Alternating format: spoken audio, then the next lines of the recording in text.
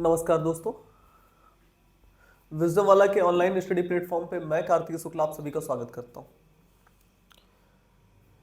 UP police के exam के लिए विजडम वाला ने आपके लिए एक नई टेस्ट सीरीज तैयार की है।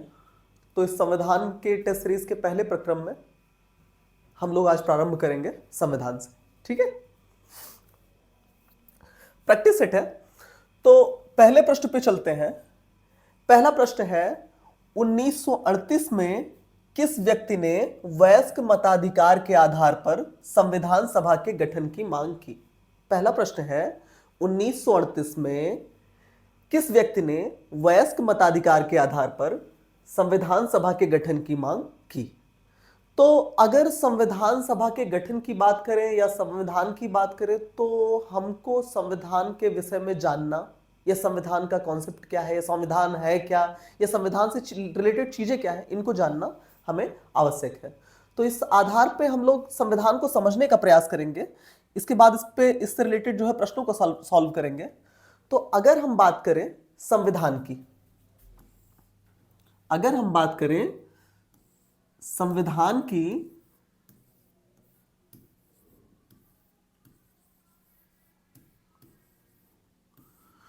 तो ऐसा समझते हैं किसी भी देश को चलाने के लिए कुछ नियम होते हैं, कुछ नियम होते हैं।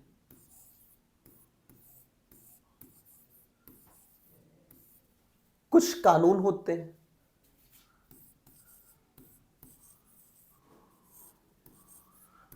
कुछ निर्देश होते हैं,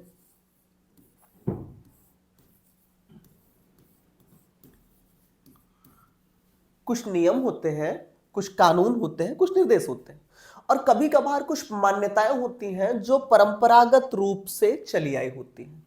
क्या होती है? कुछ मान्यताएं होती, मान्यताएं या परंपराएं। ठीक है ना? तो कुछ नियम, कुछ कानून, कुछ निर्देश और कुछ मान्यताएं जो परंपरागत रूप से चली आई होती हैं। जब इन सारी चीजों को, इसको, नियम को, कानून को, निर्देश को, मान्यताओं को जब हम किसी एक पुस्तक में संकलित कर लेते हैं, जब किसी एक पुस्तक में लिख लेते हैं, जब किसी जगह पे एक जगह संकलित कर लेते हैं, तो ये जो संकलन होता है ना, यही क्या कहलाता है? संविधान।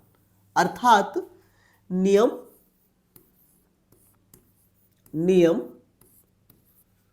निर्देश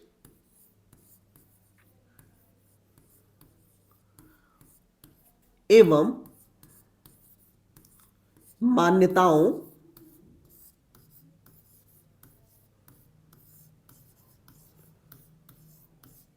जो किसी देश पर शासन करने के लिए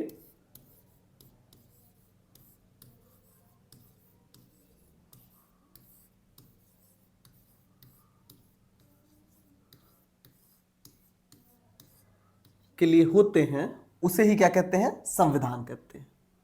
होते हैं उसे संविधान कहते हैं। ठीक है ना? उसे ही क्या कहते हैं? संविधान कहते हैं।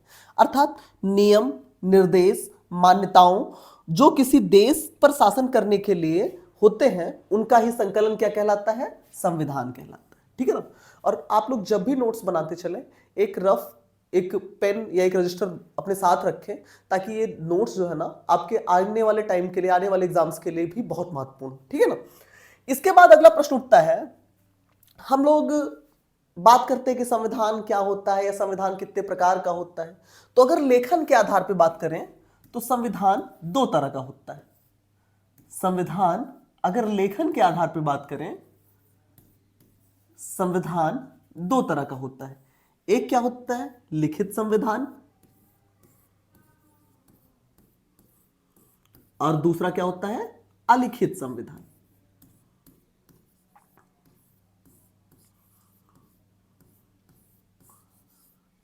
ठीक। अब प्रश्न ये उठता है कि लिखित और अलिखित संविधान क्या होता है? तो लिखित संविधान वो होता है जब हम नियम, कानून, मान्यताओं को किसी एक जगह पे संकलित कर देते हैं तो वो लिखित संविधान हो जाता है। लेकिन फिर प्रश्न क्या उठता है कि अलिखित संविधान में लिखित चीजें नहीं होती हैं। असल में अलिखित संविधान में भी चीजें उतनी ही होती हैं, बस उनमें जो क्या कहते हैं मात्रा होता है वो कम हो जाता है। मतलब लिखी चीजों की वैल्यूज कम होती हैं और परंपराएं ज्यादा होती हैं।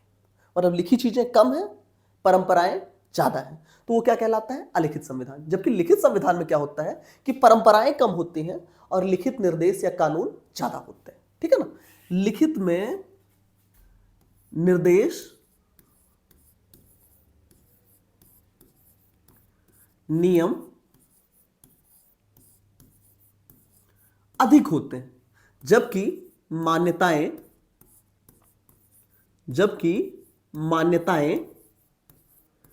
कम होती हैं।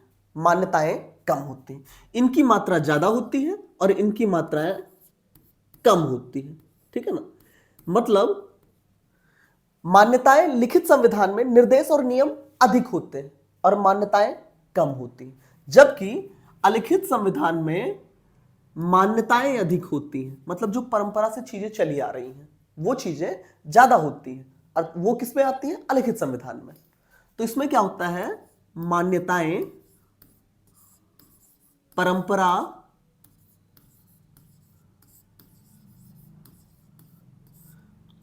अधिक होता है और लिखित चीजें क्या होती हैं?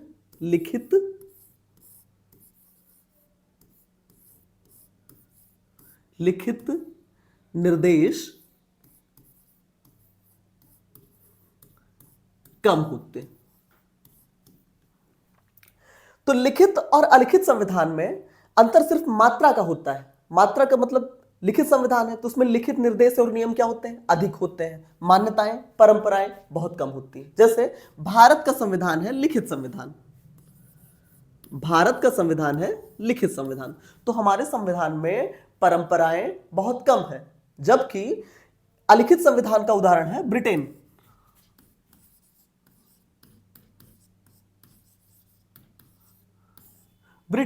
तो ब्रिटेन के संविधान में परंपराएं ज्यादा है, जबकि लिखी चीजें, लिखित निर्देश, लिखित नियम बहुत कम है। तो कुल मिलाकर लिखित और अलिखित संविधान में जो अंतर होता है वो खाली मात्रा का होता है, मात्रात्मक अंतर होता है। ठीक है ना?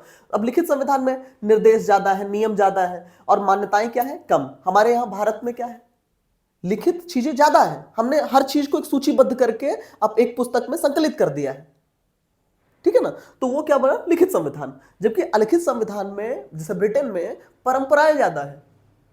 आज भी वहां का राष्ट्राध्यक्ष, वहां का किंग, क्वीन, इस तरह से परंपरा चलती आती है। ठीक है ना? जबकि हमारे संविधान में क्या है कि लिखित चीजें ज्यादा है, मान्यताएं कम है, और अलिखित संविधान में मान्यताएं, परंपरा अधिक है, जबकि लिखित चीजें क्या है? कम है। ठीक है? आगे चलते हैं। अब चूंकि बात हो रही है भारत के संविधान की, बात हो रही है भारत के संविधान की,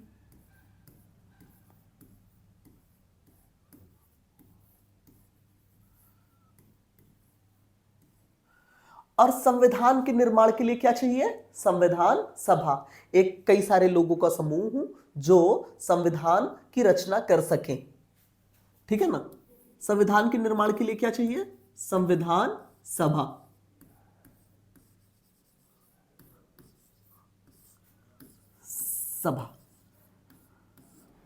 ठीक है ना? तो संविधान सभा का मतलब क्या होता है कि कई सारे लोगों का समूह, कई सारे लोग जहां पे इकट्ठा हो और वो मिल करके किसकी रचना करें? संविधान की। ठीक है ना? तो ऐसे जो सभा होगी वो संविधान सभा कहलाएगी। तो भारत में संविधान जैसी चीज का या संविधान सभा जैसी चीज का सबसे प्रथम बार जिक्र कब हुआ या किसने मांग की? तो सन 1934 में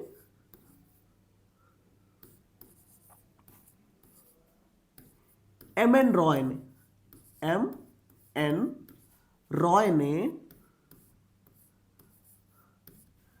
पहली बार संविधान सभा की मांग की। पहली बार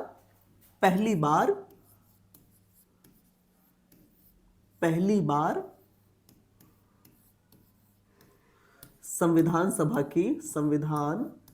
सभा की मांग की। अच्छा, उस समय 1934 टू 35 36 के टाइम पे एम एन रॉय यानी मानवेंद्र नाथ रॉय जी जो है भारत में वामपंथी आंदोलन, जो क्या कहते हैं वामपंथ के आंदोलन चल रहे थे, उसके बहुत बड़े नेता थे। तो सबसे पहले 1934 ईस्वी में 1934 ईस्वी में एम एन रॉय सर ने पहली बार संविधान सभा की मांग की, ठीक है ना। लेकिन इनकी मांग को उतना महत्व नहीं दिया गया। अच्छा, उसी टाइम पे भारत की सबसे बड़ी पार्टी हुआ करती थी इंडियन नेशनल कांग्रेस, भारतीय राष्ट्रीय कांग्रेस। तो अगर कोई बड़ा गुट या बड़ा समूह या बड़ी पार्टी इस चीज की मांग करे, संविधान सभा की मांग करे, तब उस पर अंग्रेजों का गौर करना स्वाभाविक हो जाता है। तो 1935 में भारतीय राष्ट्रीय कांग्रेस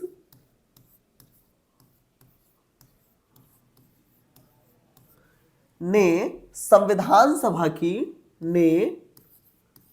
संविधान सभा की आधिकारिक रूप से मांग की। आधिकारिक रूप से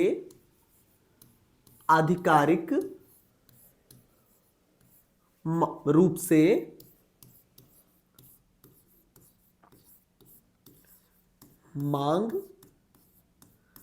की, ठीक है ना। 1934 में एम एन रॉय ने पहली बार, ये कौन थे, वामपंथी आंदोलनों के नेता थे, वामपंथी आंदोलनों के प्रमुख नेता थे,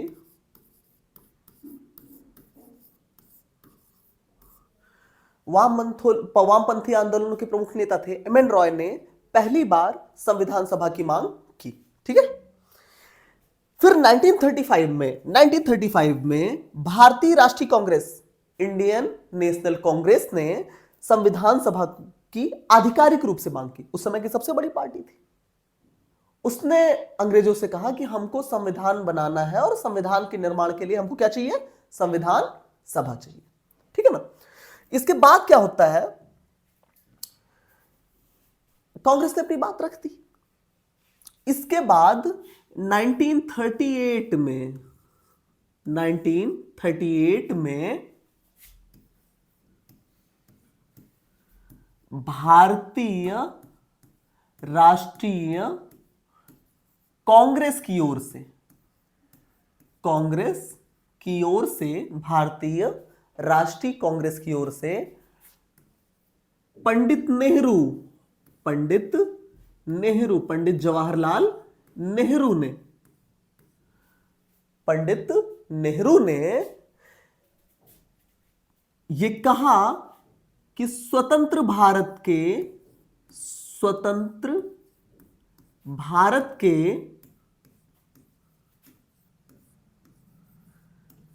संविधान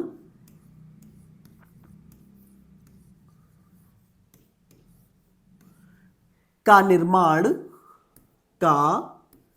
निर्माण वयस्क मताधिकार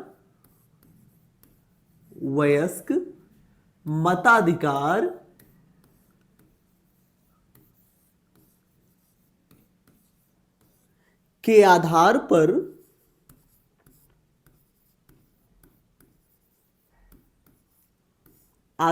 पर चुनी गई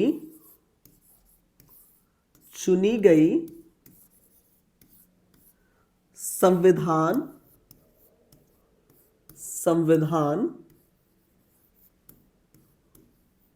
सभा द्वारा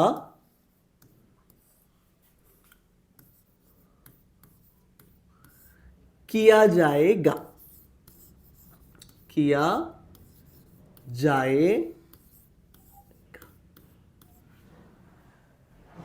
1938 में भारतीय राष्ट्रीय कांग्रेस की ओर से पंडित जवाहरलाल नेहरू ये कहते हैं कि स्वतंत्र भारत का, जब भारत आजाद होगा तो उसकी जो संविधान बनेगी, उस संविधान में वही लोग चुने जाएंगे जो वयस्क मताधिकार के आधार पर, यानी एडल्ट सफरेज, जो वयस्क होंगे वो वोटिंग करेंगे, और वोटिंग करने के बाद जो चुन कर आएंगे वही संविधान सभा में पार्टिसिपेट करेंगे, वही संविधान सभा के सदस्य बनेंगे, और उन्हीं के द्वारा संविधान का निर्माण हो जाएगा।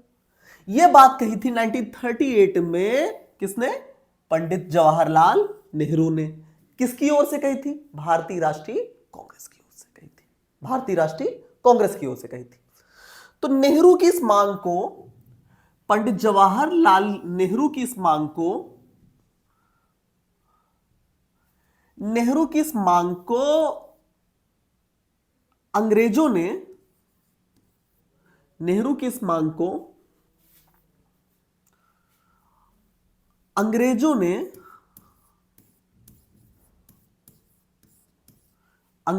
नेहरू की इस मांग को, यहां से नोट डाउन कीजिएगा कि पंडित नेहरू की इस मांग को, यानी कि स्वतंत्र भारत के संविधान का निर्माण वयस्क मताधिकार के आधार पर चुनी गई संविधान सभा के द्वारा किया जाएगा। नेहरू की इस मांग को अंग्रेजों ने अगस्त 1940 में, 1940 में सैद्धांतिक रूप से, कैसे? सैद्धांतिक रूप से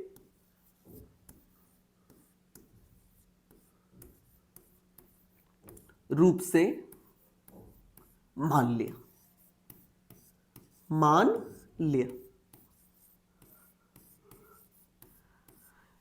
नेहरू की इस मांग को अगस्त 1940 में अंग्रेजों ने सैद्धांतिक रूप से मान लिया, और यही क्या कहलाया? 1940 का अगस्त प्रस्ताव। 1940 का अगस्त प्रस्ताव, ठीक है ना? अंग्रेजों ने नेहरू की इस मांग को सैद्धांतिक रूप से 1940 ईस्वी में मान लिया, और यही क्या कहलाया? अगस्त प्रस्ताव। नोट डाउन कर लीजिए, फिर हम लोग आगे चलते हैं।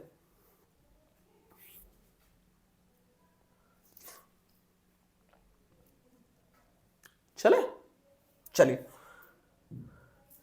अब अगस्त प्रस्ताव में अंग्रेजों ने सैद्धांतिक रूप से इस बात को एक्सेप्ट कर लिया कि हां, संविधान सभा होनी चाहिए, और संविधान सभा जो है वो भारत के लिए जो है संविधान का निर्माण करेगी।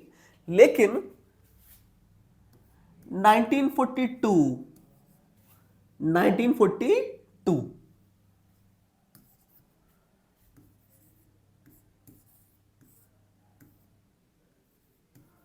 क्रिप्स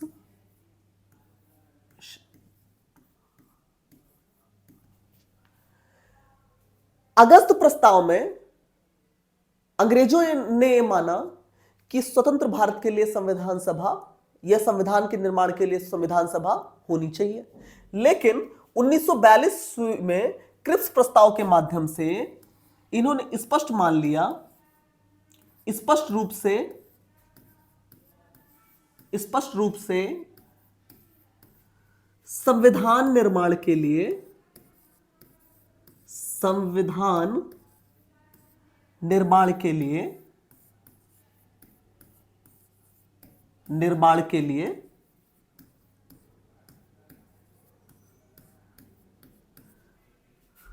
राजी हो गए।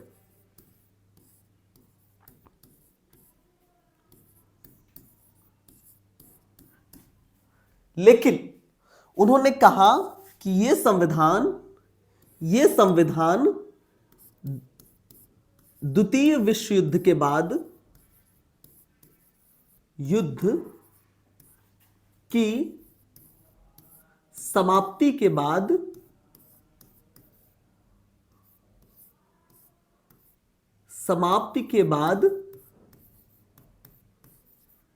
बनेगा।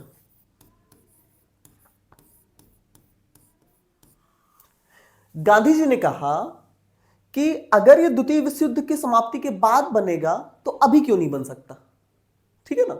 मतलब अगस्त 1942 के क्रिप्स मिशन में स्पष्ट रूप से संविधान निर्माण के लिए अंग्रेज राजी हो गए, लेकिन उन्होंने शर्त ये रखी कि ये जो संविधान बनेगा वो द्वितीय विश्व युद्ध के बाद बनेगा। तो गांधी जी और संविधान सभा के जो जितने भी सदस्य थे उन्होंने कहा कि जब द्वितीय विश्व युद्ध के बाद बनेगा तो अभी क्यों नहीं बन सकता। और गांधी जी ने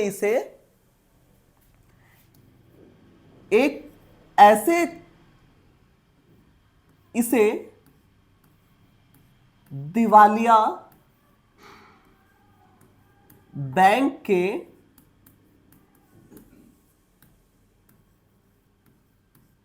चेक की संज्ञा दी। क्या दी?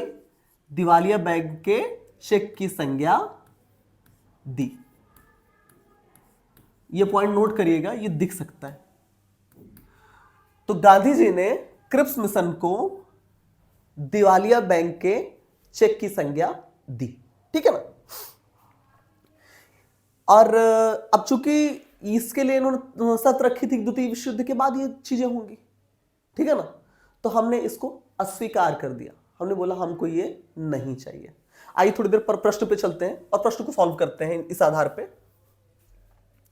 तो पहला प्रश्न हमारा ये था कि 1938 में किस व्यक्ति ने वयस्क मताधिकार के आधार पर संविधान सभा के गठन की मांग की? तो सिंपल सी बात है, 1938 में भारतीय राष्ट्रीय कांग्रेस की तरफ से। पहला ऑप्शन है महात्मा गांधी, दूसरा जवाहरलाल नेहरू, तीसरा सुभाष चंद्र बोस और चौथा सरदार वल्लभ भाई पटेल। तो 1938 में भारतीय राष्ट्रीय कांग्रेस की ओर से, इंडियन नेशनल कांग्रेस की ओर से किसने? पंडित जवाहरलाल नेहरू ने संविधान सभा के गठन की मांग की। तो इसका ऑप्शन नंबर बी सही है, ठीक। अगले प्रश्न पे चलते हैं। अगला प्रश्न था कि वर्ष 1942 में किस योजना के तहत यह स्वीकार किया गया कि भारत में एक निर्वाचित संविधान सभा का गठन होगा जो युद्धोपरांत संविधान का निर्माण करेगी। हमने क्या पढ़ा था कि 1942 में कौन आया था? क्रिप्स मिशन आया था। कौन आया था? क्रिप्स मिशन आया था।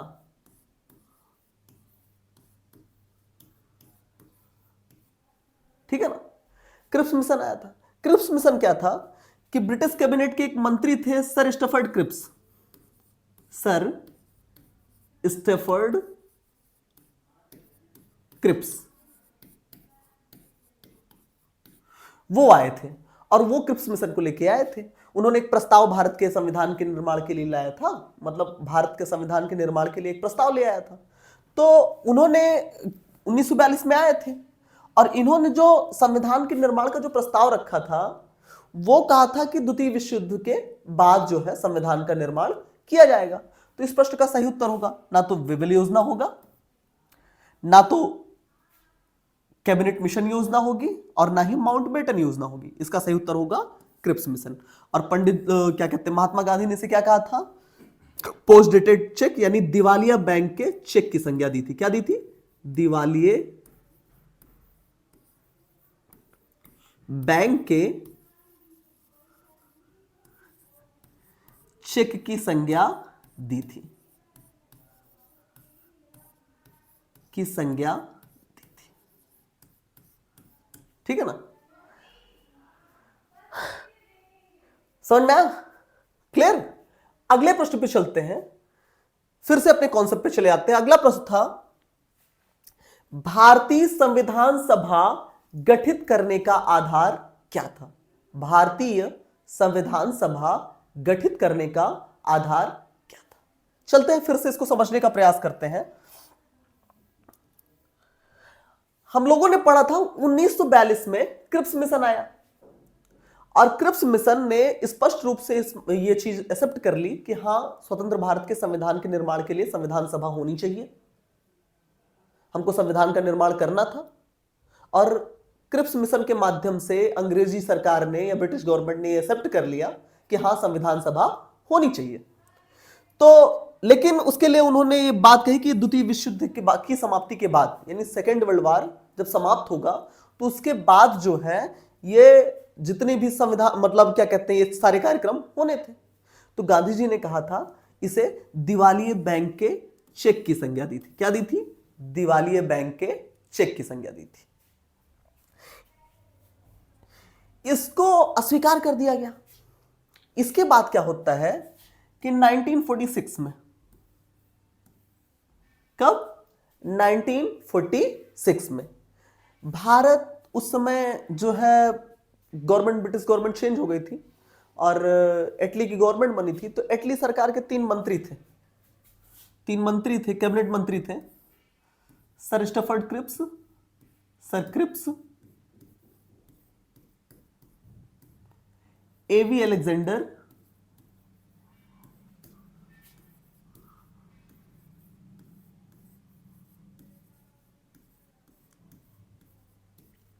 और Lord Pethick Lawrence. Lord Pethick Lawrence.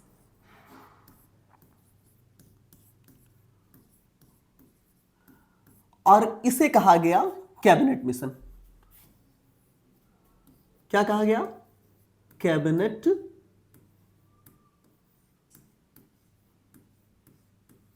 Mission. तो 1946 में इटली की सरकार बनी और इटली की सरकार ने अपने तीन कैबिनेट मंत्रियों, सर क्रिप्स, एवी अलेक्जेंडर, लॉर्ड पैथिक लॉरेंस, जो संयुक्त रूप से कैबिनेट मिशन कहलाए, इनको जो है भारत में संविधान निर्माण के लिए भेजा। अब इन्होंने स्वतंत्र भारत के संविधान के निर्माण के लिए, भारत के संविधान के निर्माण के लिए जो अपना प्रस्ताव प्रस्तुत किया, उसी आधार पे इन्हीं की योजना के आधार पे संविधान सभा का गठन हुआ।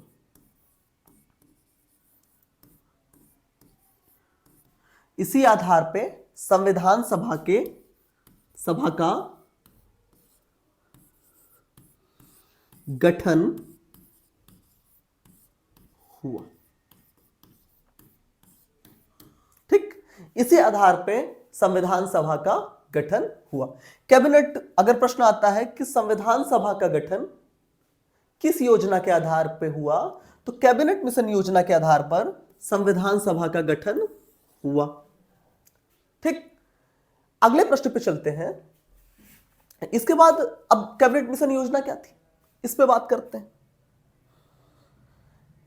कैबिनेट मिशन योजना के अनुसार उस समय भारत की जनसंख्या हुआ करती थी लगभग 40 करोड़। 40 करोड़ उस समय भारत की जनसंख्या हुआ करती थी, लगभग 40 करोड़। तो 40 करोड़ जनसंख्या को रिप्रेजेंट करने के लिए या टोटल 389 सीटों का निर्धारण किया गया। सीटों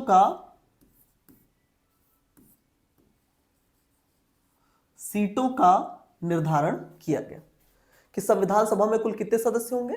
389 सदस्य कुल होंगे। अब कुल सदस्यों की संख्या कितनी हो गई? 389। अच्छा, उस समय भारत में टोटल दो तरह के प्रांत हुआ करते थे। एक होते थे ब्रिटिश प्रांत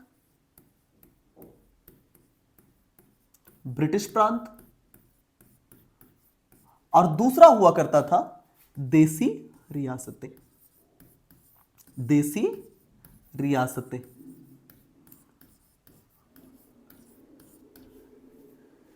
ब्रिटिश प्रांत हुआ करते थे। ब्रिटिश प्रांत वो थे जहां पे ब्रिटिश गवर्नमेंट का डायरेक्ट रूल होता था, अर्थात प्रत्यक्ष रूप से सामने से डायरेक्ट जो है ब्रिटिश गवर्नमेंट रूल करती थी, वो क्या कहलाते थे? ब्रिटिश प्रांत।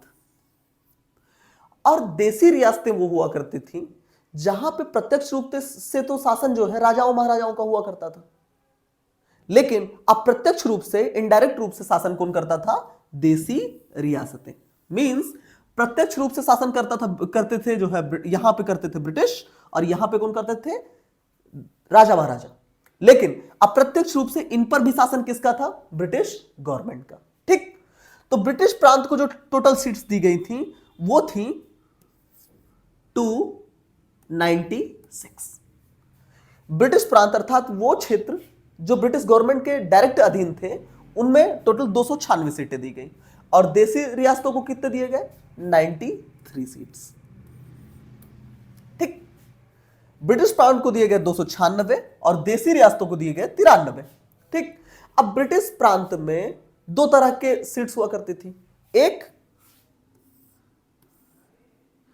292 सीट दिया गया था ब्रिटिश स्टेट्स को और 4 सीट्स दिए गए थे मुख्य आयुक्तों के प्रांत थे। 4 जैसे आज केंद्र शासित प्रदेश हुआ करते थे वैसे 4 उस समय मुख्य आयुक्तों के प्रदेश हुआ करते थे, मुख्य आयुक्तों के प्रदेश हुआ करते थे, चीफ कमिश्नरी प्रांत हुआ करते थे।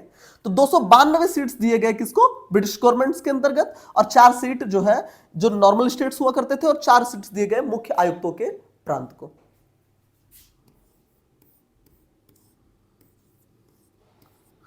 ठीक, और 93 सदस्य देसी रियासतों को दिए गए। ठीक, अब हम लोग बात करते हैं कि ये 4 मुख्य आयुक्त के प्रांत कौन कौन से थे। ये प्रश्न आ सकते हैं इसलिए इसको दिमाग में जरूर रखें। ये 4 मुख्य आयुक्त के प्रांत थे। नंबर 1 अजमेर मेरवाड़ा, अजमेर मेरवाड़ा राजस्थान का क्षेत्र। दूसरा दिल्ली,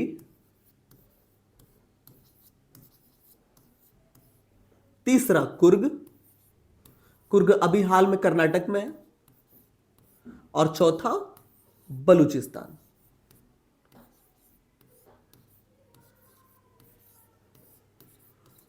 बलूचिस्तान इस समय पाकिस्तान का क्षेत्र है। तो जो 4 चीफ कमिश्नरी प्रांत थे, ये 4 मुख्य आयुक्त प्रांत थे, वो थे अजमेर मेरवाड़ा, दिल्ली, कुर्ग और बलूचिस्तान। ये अभी हाल में राजस्थान में है, दिल्ली जानते ही हैं, कुर्ग है कर्नाटक में और बलूचिस्तान है इस समय आधुनिक पाकिस्तान में। ठीक, तो इस तरह से सीटों का निर्धारण हुआ था। टोटल सीट थी 389, ब्रिटिश प्रांत को दिए गए 296, देसी रियासतों को दिए गए 93। 296 में से 292 दिए गए सामान्य प्रांतों को और 4 सीट्स दिए गए मुख्य आयुक्तों के प्रांतों को, जिसमें जो 4 मुख्य आयुक्त के प्रांत हैं वो ऐसे हैं जैसे आज के केंद्र शासित प्रदेश हैं। ये 4 मुख्य आयुक्त के प्रांत कौन से थे? अजमेर मेरवाड़ा, दिल्ली, कुर्ग और बलूचिस्तान। चले, अब फिर से हम लोग प्रश्न पे चलते हैं। प्रश्न ये था, भारतीय संविधान सभा गठित करने का आधार क्या था? भारतीय संविधान सभा गठित करने का आधार क्या था? पहला ऑप्शन है भारतीय राष्ट्रीय कांग्रेस का प्रस्ताव, तो ऐसा कुछ भी नहीं था। कैबिनेट मिशन प्लान 1946, इस पे बाद में आते हैं। भारतीय स्वतंत्रता अधिनियम 1947, यह भी नहीं था। भारतीय डोमिनियन के प्रांतीय राज्य विधानमंडल के प्रस्ताव, यह भी नहीं था। अर्थात इसका सही उत्तर हो जाएगा cabinet mission plan. Cabinet mission plan कब आया था? 1946 में आया था। किस कौन कौन लेके आया था? सर स्टुअर्ट क्रिप्स, एवी अलेक्जेंडर और लॉर्ड पैथिक लॉरेंस।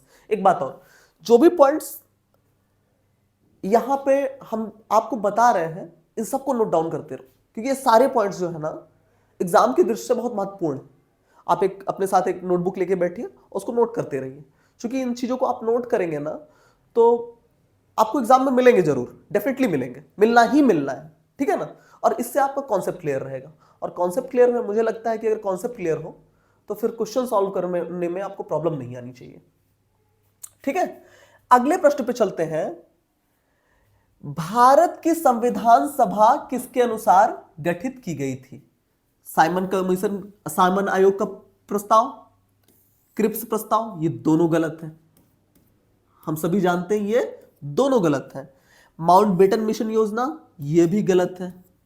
और सही उत्तर क्या हो जाएगा? कैबिनेट मिशन योजना 1946 में, ठीक है। अगले प्रश्न पे चलते हैं। कैबिनेट मिशन योजना के अंतर्गत संविधान निर्मात्री परिषद में प्रत्येक प्रांत की आवंटित सदस्य संख्या निर्धारित करने के लिए एक प्रतिनिधि कितनी जनसंख्या के अनुपात में था। इसका मामला यह होता है कि भारत की जनसंख्या उस समय, तत्कालीन भारत की जनसंख्या लगभग थी 40 करोड़, लगभग 40 करोड़। कितनी थी? लगभग 40 करोड़। तो प्रति 10 लाख पे, कितने पे? प्रति 10 लाख पे, 10 लाख जनसंख्या पे एक सीट का निर्धारण होना था। सीट का निर्धारण हुआ था। प्रति 10 लाख जनसंख्या पे एक सीट का निर्धारण हुआ था। ठीक है, तो इसका उत्तर यह भी गलत है, यह भी गलत है, यह भी गलत है, और कुल मिला के ऑप्शन नंबर बी यानी 10 लाख प्रति व्यक्ति, यह उत्तर आपका सही है। अगले प्रश्न पे चलते हैं। अगला प्रश्न है, बी आर अंबेडकर का संविधान सभा में निर्वाचन हुआ था, कहां से? पश्चिम बंगाल से,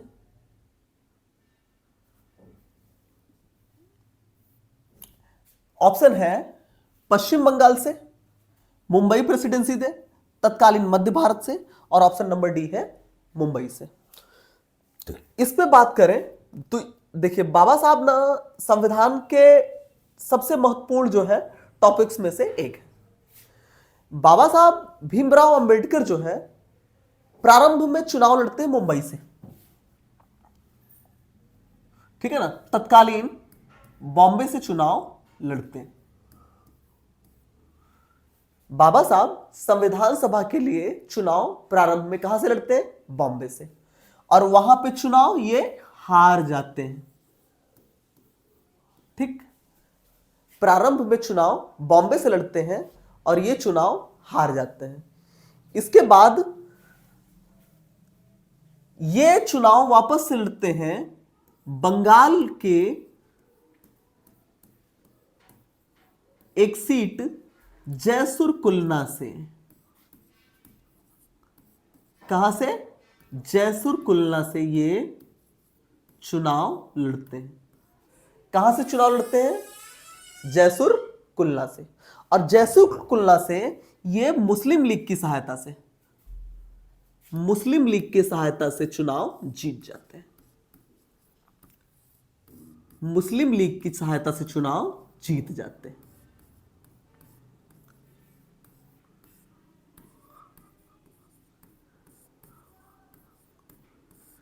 से चुनाव जीत जाते हैं।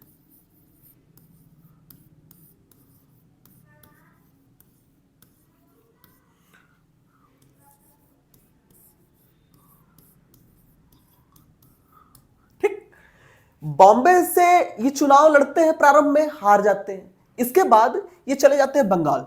बंगाल में एक क्षेत्र है जयसुर कुलना, और जयसुर कुलना से ये पुनः संविधान सभा के सदस्य के रूप में ये चुनाव लड़ते हैं, और वहां पर मुस्लिम लीग की सहायता से ये चुनाव जीत जाते हैं।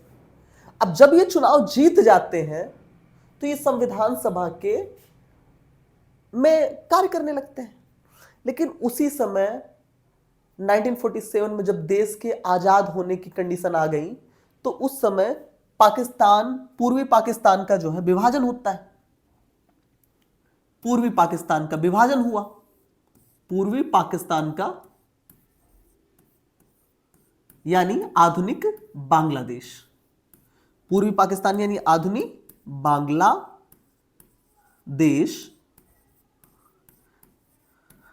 भारत से अलग हुआ, और यह सीट चली जाती है कहां पे?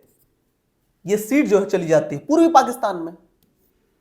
और इस तरह से फिर से बाबा साहब भीमराव अंबेडकर संविधान सभा से फिर से बाहर हो जाते हैं। फिर क्या होता है कि जब वो बाहर हो जाते हैं तो संविधान सभा में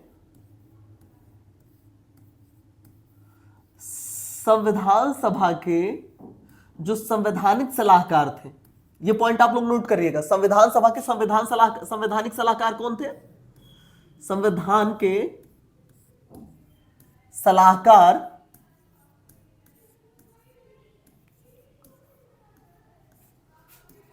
सर बी.एन. राव। इनका पूरा नाम था बेनेगल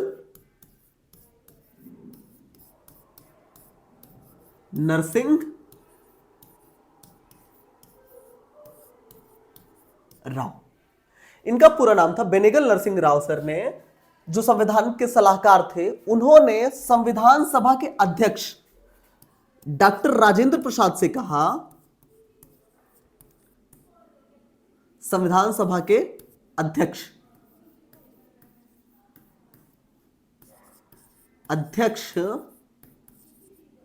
डॉक्टर राजेंद्र प्रसाद से कहा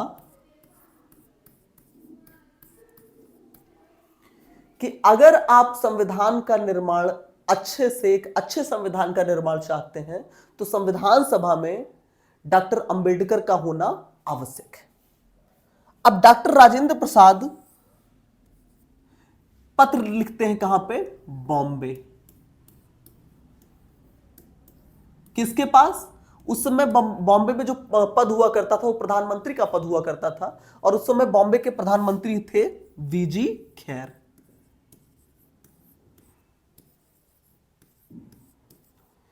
तो वीजी खैर सर को पत्र लिखकर बॉम्बे से संविधान सभा का सीट रिक्त कराया गया, और फिर से डॉक्टर अंबेडकर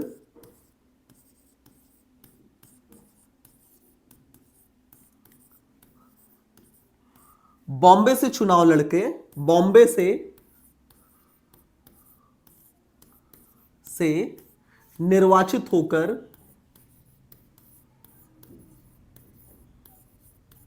होकर संविधान सभा में आते हैं। मतलब जब जैसुर कुल्ला वाली सीट, यानी जो पूर्वी पाकिस्तान में चली गई, आधुनिक बांग्लादेश, जब उनकी सीट, संविधान सभा की सीट जब बांग्लादेश में चली गई, तो संविधान सभा के संवैधानिक सलाहकार सर बी.एन. राव ने डॉक्टर राजेंद्र प्रसाद से कहा कि अगर आपको अच्छा संविधान चाहिए, न्यायपरक संविधान चाहिए, एक समुचित संविधान चाहिए, तो आपको संविधान सभा में डॉक्टर अंबेडकर को रखना नेसेसरी हो जाएगा। और डॉक्टर अंबेडकर को रखने के लिए डॉक्टर राजेंद्र प्रसाद ने पत्र लिखा किसके पास? पत्र लिखा बॉम्बे के तत्कालीन प्रधानमंत्री वीजी खैर को। उस समय बॉम्बे में प्रधानमंत्री का पद हुआ करता था वीजी खैर सर को, और वीजी खैर सर ने उनके लिए बॉम्बे से पद को रिक्त करवाया, और डॉक्टर अंबेडकर बॉम्बे से संविधान सभा के सदस्य बनके जो है वो संविधान सभा में आए। ठीक है ना? तो इस प्रश्न का जो हमारे पास ये प्रश्न आया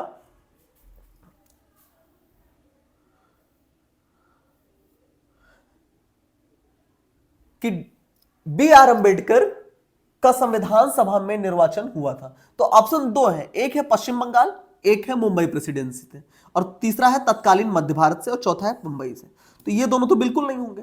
लेकिन अगर ये दो जो है पश्चिम बंगाल और मुंबई आए, तो दो चीज ध्यान दीजिएगा कि इस समय फाइनली जब वो संविधान सभा के सदस्य थे तो मुंबई प्रेसिडेंसी से थे, ना कि पश्चिम बंगाल से।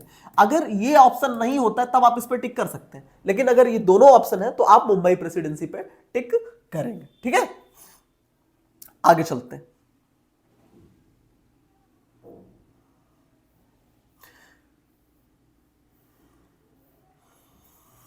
अगला प्रश्न है, संविधान सभा का पहला सत्र कब हुआ? संविधान सभा का पहला सत्र कब हुआ, इस पे चलते हैं। तो संविधान सभा का जो पहला सत्र हुआ, अब कैबिनेट मिशन योजना के आधार पे, कैबिनेट मिशन योजना के आधार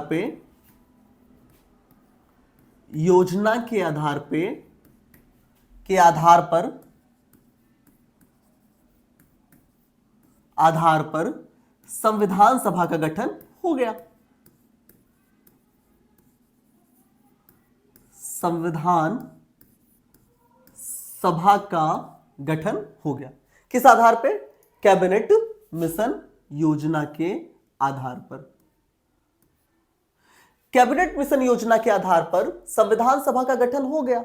अब गठन हो गया तो पहली बैठक संविधान सभा की होती है 9 दिसंबर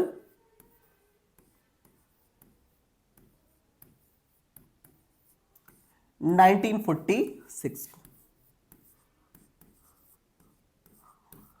जो संविधान सभा की पहली बैठक होती है वो होती है 9 दिसंबर 1946 को। अब संविधान सभा की जो पहली बैठक होती है वो 9 दिसंबर 1946 को होती है और 9 दिसंबर 1946 को केवल 211 सदस्य भाग लेते हैं। कितने सदस्य भाग लेते हैं? 211 सदस्य। अब आपके दिमाग में प्रश्न उठेगा, संविधान सदस्य थे टोटल 389, उपलब्ध कितने हुए? 211, ऐसा क्यों? इस पे भी बात कर लेते हैं। तो इसका मुद्दा यह है कि जब 9 दिसंबर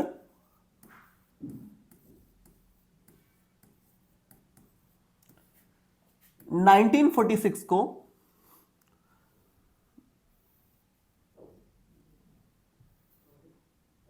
नौ दिसंबर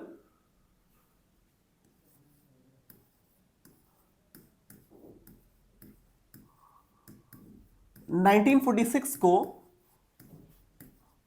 9 दिसंबर 1946 को जब संविधान सभा का प्रथम सत्र या प्रथम बैठक होती है, प्रथम बैठक होती है तो उसमें कुल 211 सदस्यों ने भाग लिया। 211 सदस्यों ने भाग लिया। कुल सदस्य कितने थे? 389। मुस्लिम लीग के कितने सदस्य थे? 73 ने। उन्होंने पार्टिसिपेट नहीं किया। कितने बचे? 613। ठीक। इसके बाद 73 सदस्य जो मुस्लिम लीग थे 73 सदस्य जो मुस्लिम लीग के थे उन्होंने इसमें पार्टिसिपेट नहीं किया। तो उस समय ब्रिटेन के एक मंत्री थे, एक नेता थे, विंस्टन चर्चिल साहब ने कहा था कि संविधान सभा की बैठक एक ऐसा विवाह है जिसकी दुल्हन ही गायब है। चर्चिल ने उस पर टॉन्ट किया था कि ये संविधान सभा की बैठक एक ऐसा विवाह है, मुस्लिम लीग ने पार्टिसिपेट नहीं किया तो उन्होंने कहा संविधान सभा की बैठक एक ऐसा विवाह है जिसकी दुल्हन ही गायब है। तो 389 में से 73 घटे और बचे 316। और उस समय तक यानी दिसंबर 1946 तक, दिसंबर 1946 तक देशी रियासतों ने अपना भविष्य नहीं तय किया था। उनके पास ऑप्शन थे, भारत के पास चले जाए या पाकिस्तान के पास चले जाए, या पाकिस्तान के पास न चले जाए। तो वो ये नहीं चाहते थे कि संविधान, उसमें पाकिस्तान का कोई कॉन्सेप्ट नहीं था। तो वो मतलब उनके लिए प्रश्न था कि क्या करें, वो संविधान सभा में पार्टिसिपेट या करें या ना करें। तो उन्होंने अपना भविष्य नहीं तय किया था। तो 93 इसमें से गायब हो गए। 322। और इसके बाद जो 12 अन्य सदस्य थे वो अन्य किसी कारणों से नहीं आते। जो 12 अन्य सदस्य थे वो अन्य किसी कारणों से नहीं आते।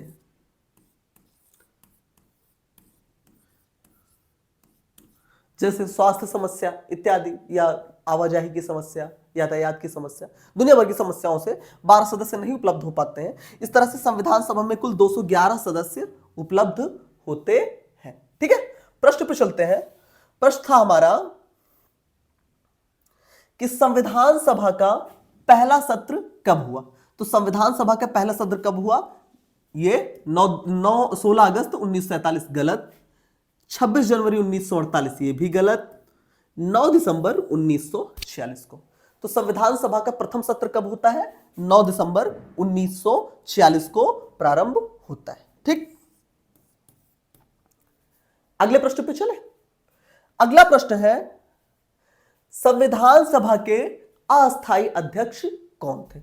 तो जैसा हम लोग जानते हैं कि 9 दिसंबर को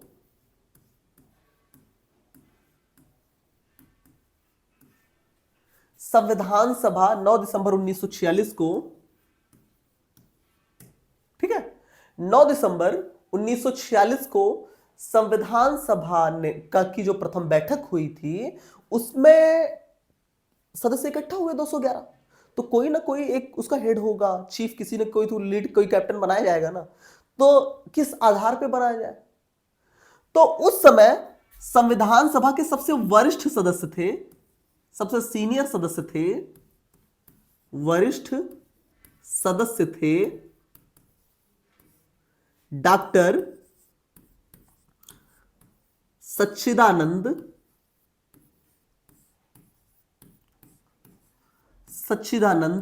सिन्हा। तो सबसे वरिष्ठ सदस्य थे डॉक्टर सच्चिदानंद सिन्हा। तो इनको जो है, चूंकि सबसे ज्यादा वरिष्ठ थे, सबसे सीनियर थे, तो उनको जो है हमने अस्थायी अध्यक्ष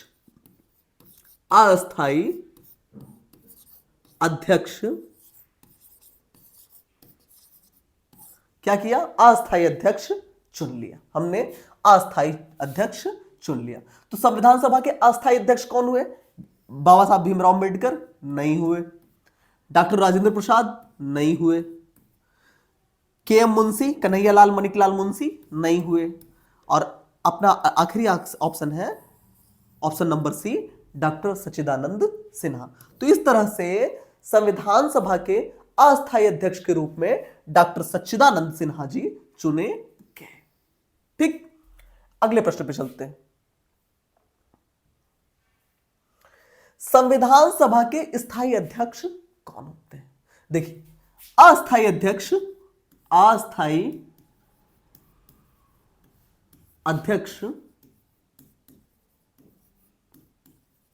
कौन था?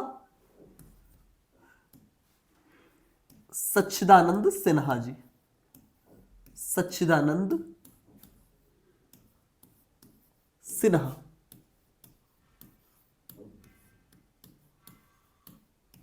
और चूंकि ये संविधान सभा के सबसे वरिष्ठ थे,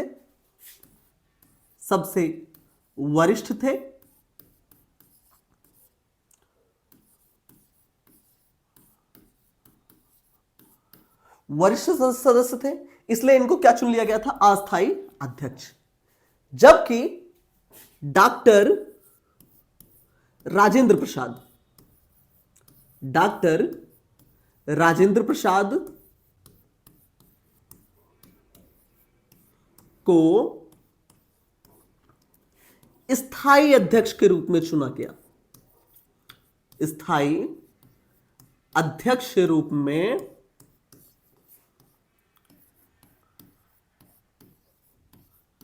चुना गया। डॉक्टर राजेंद्र प्रसाद को स्थायी अध्यक्ष के रूप में निर्वाचित किया गया। अच्छा, इस पे थोड़ा सा हम लोग बात करते हैं, ठीक है? अपन बात करते हैं इस पे।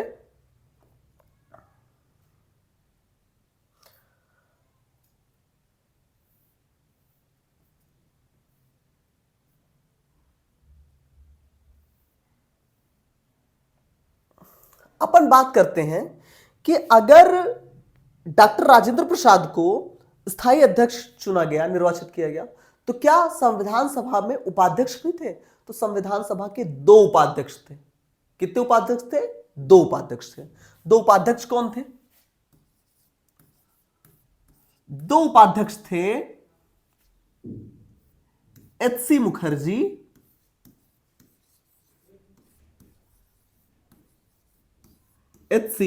मुखर्जी और वी.टी. कृष्णा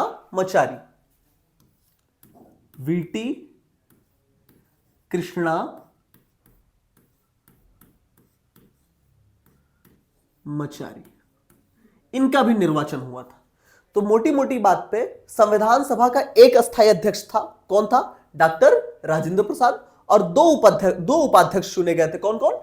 एच.सी. मुखर्जी और वी.टी. कृष्णा मचारी। ठीक है, आगे चलते हैं।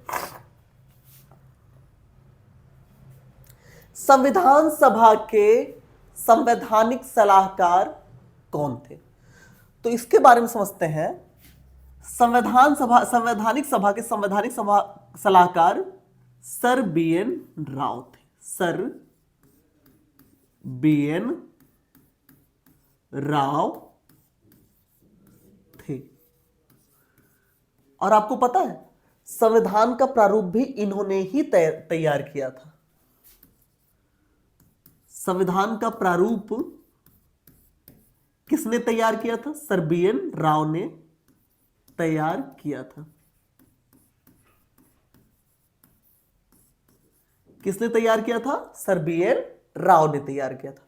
और आपको पता है जो इंटरनेशनल कोर्ट ऑफ जस्टिस यानी अंतरराष्ट्रीय न्यायालय था, अंतरराष्ट्रीय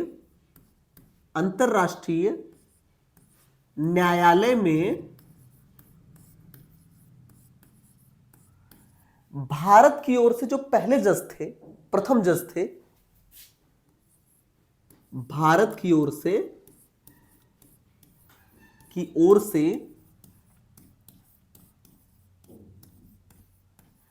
प्रथम न्यायाधीश, प्रथम न्यायाधीश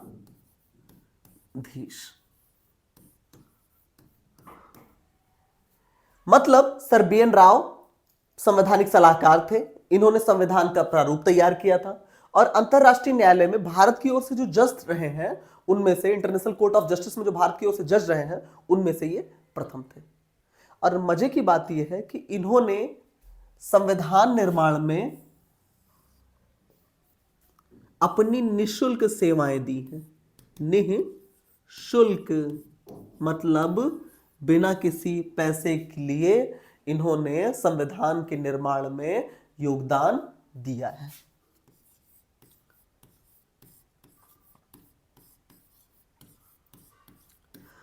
अब आप लोगों को लग रहा है कि इन्होंने प्रारूप तैयार किया, निःशुल्क सेवाएं दी, तो आप लोगों को लग रहा होगा कि ये संविधान सभा के सदस्य भी रहे होंगे।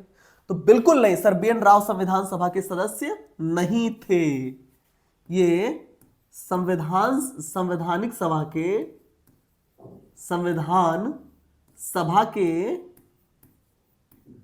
सदस्य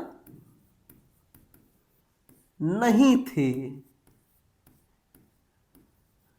मान लीजिए आपके पास प्रश्न आता है कि संविधान सभा के सदस्य नहीं थे। आपके पास ऑप्शन दे दिया गया पंडित जवाहरलाल नेहरू, आपके पास ऑप्शन दे दिया गया डॉक्टर अंबेडकर, आपके पास ऑप्शन दे दिया गया सर BN राव, आपके पास ऑप्शन दे दिया गया कन्हैयालाल माणिकलाल मुंशी। तब आपका हर हाल में उत्तर यही होना चाहिए कि सर BN राव संविधान सभा के सदस्य नहीं थे। ठीक है ना? अब प्रश्न उठता है कि संविधान सभा के संवैधानिक सलाहकार कौन थे? शरद चंद्र बोस बिल्कुल नहीं थे। KM मुंशी बिल्कुल नहीं थे। रफी अहमद किदवई बिल्कुल नहीं थे। बचा कौन? सर BN राव यानी बेनेगल नरसिंह राव। ठीक है ना? ये थे संवैधानिक सलाहकार। अगले प्रश्न पे चलते हैं। ठीक है ना? अगला प्रश्न है कि भारतीय संविधान सभा की प्रारूप समिति के अध्यक्ष कौन थे? प्रश्न है कि भारतीय संविधान सभा के प्रारूप समिति के अध्यक्ष कौन थे? तो इस पे बात कर लें तो 29 अगस्त 1947 में 29 अगस्त 1947 को संविधान सभा का गठन किया जाता है। सॉरी, प्रारूप समिति का गठन किया जाता है।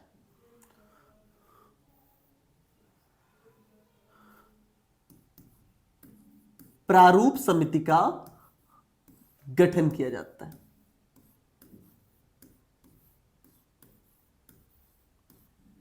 कुल कितने सदस्य?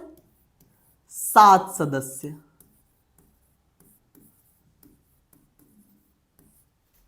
1+6, एक अध्यक्ष और 6 सदस्य। और इसकी जो अध्यक्षता की थी वो डॉक्टर अंबेडकर ने की थी।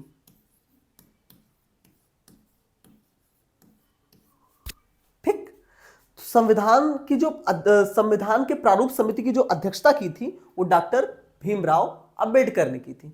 अब यहां पे एक प्रश्न ये दिमाग में आता है कि संविधान सभा की प्रारूप समिति का क्या कार्य था।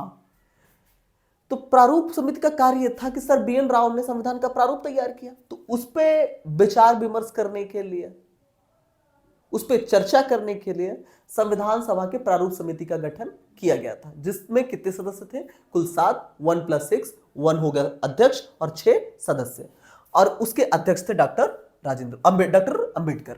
तो डॉक्टर राजेंद्र प्रसाद ये गलत, जवाहरलाल नेहरू ये भी गलत, डॉक्टर भीमराव अंबेडकर इसके सही उत्तर होंगे, पुरुषोत्तम दास टंडन ये भी गलत।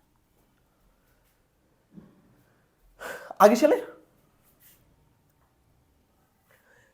संविधान सभा के प्रारूप समिति के में सदस्यों की संख्या कितनी थी? Option A 5, option B 7, option C 9, option D 11। तो आपका उत्तर होना चाहिए क्या? ऑप्शन नंबर बी यानी 7।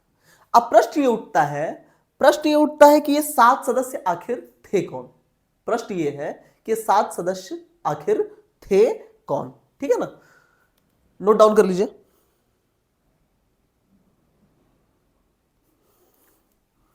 तो ये 7 सदस्यों पे अपन चर्चा करते हैं। तो इसके अध्यक्ष थे डॉक्टर अंबेडकर।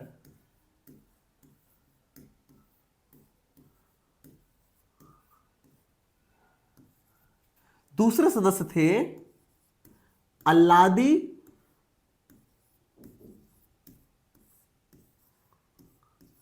कृष्णस्वामी अय्यर।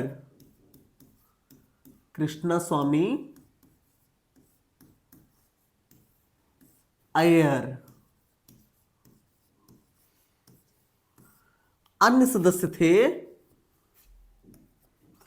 सैयद मोहम्मद सादुल्ला।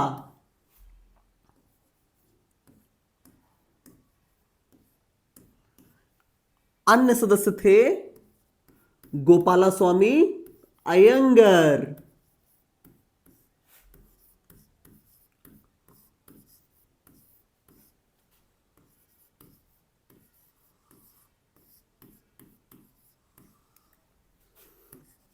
अगले सदस्य थे के एम मुंशी।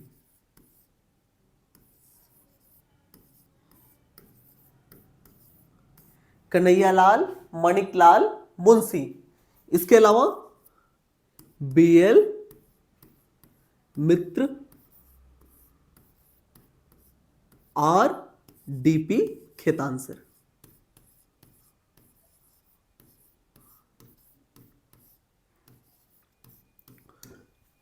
तो मूल प्रारूप समिति के अध्यक्ष थे डॉक्टर अंबेडकर।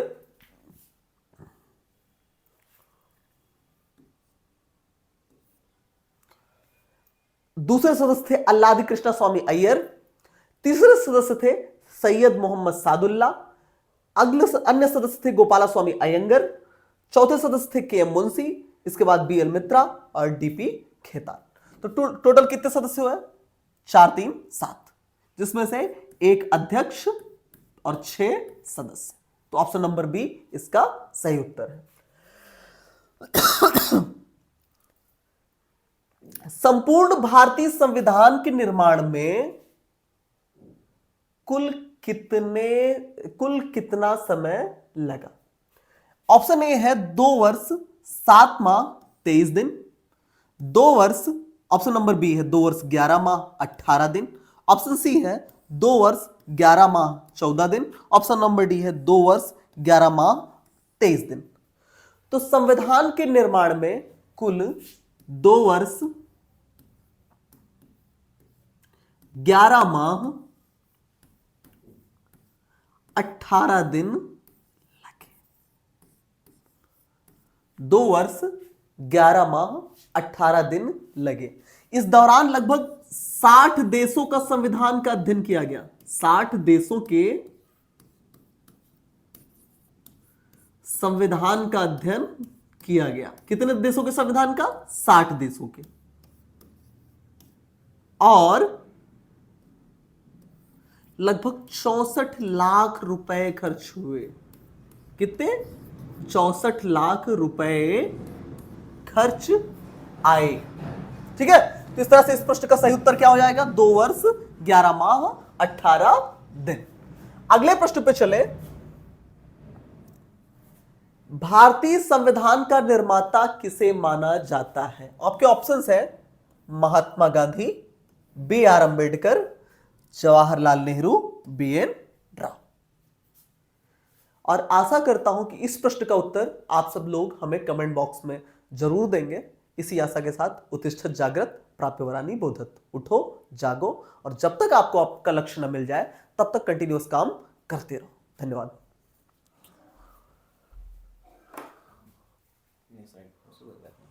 ये कट हो जाएगा।